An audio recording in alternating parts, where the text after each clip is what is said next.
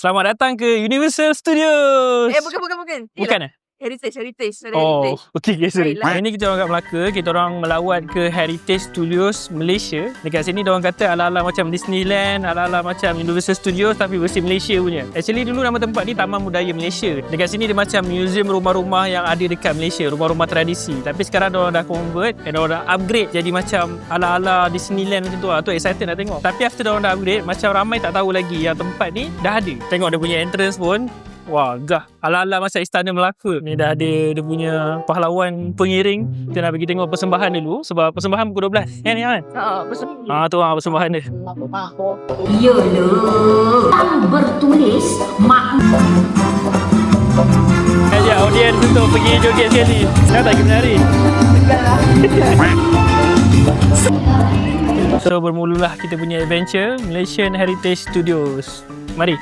House of Busana. Dulu masa datang sini, rumah-rumah Melayu ni semua dia just pameran kosong je tau. Tapi sekarang ni cermin-cermin ni, lepas tu kita ada dengar macam bunyi muzik kat dalam tu. Macam curious betul.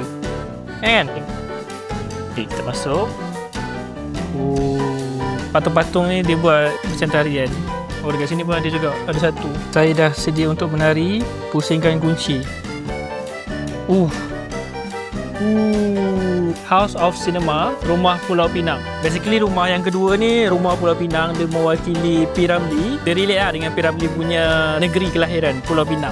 That's why nama dia Rumah Putih. Untuk rumah Kedah ni, dia lebih kepada macam padang padi tapi versi fantasi. Sangat-sangat impress dengan pintu masuk depan dia sangat-sangat biasa. Tu masuk macam wah, dia macam masuk kat dalam ni auto rasa macam masuk dalam satu magical world. Rumah ni nampak kecil daripada luar tapi kat dalam ni nampak luas gila. Dia macam ada satu illusion optik kat dalam. Dekat tepi tu ada satu lagi. Wah.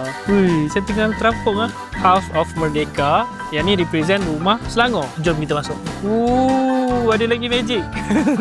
Macam magic weh. Dia macam lampu bentuk jalur gemilang punya. Dekat sini tak nampak sangat. Rumah Melaka terkenal dengan tangga batu ni. Ziarah Melaka, Parameswara with his dog. Selain itu ada banyak lagi rumah-rumah yang ada kat dalam ni. Total semua ada dalam 14 jenis rumah yang mewakili setiap rumah tradisi dekat seluruh Malaysia. Sekarang ni kita nak pergi explore watak-watak mitos yang ada dekat dalam alam Melayu. Yang ni aku excited ni. Awas! Jentayu dan Garuda, sang kebelai, kelembai. Dia boleh bergerak. Yang ni boleh bergerak. Naga letak seksi ni. Dia boleh gerak. Apa ni? Hidup guys. Okay, Alhamdulillah kita dah berjaya keluar. Jom, saya air, minum.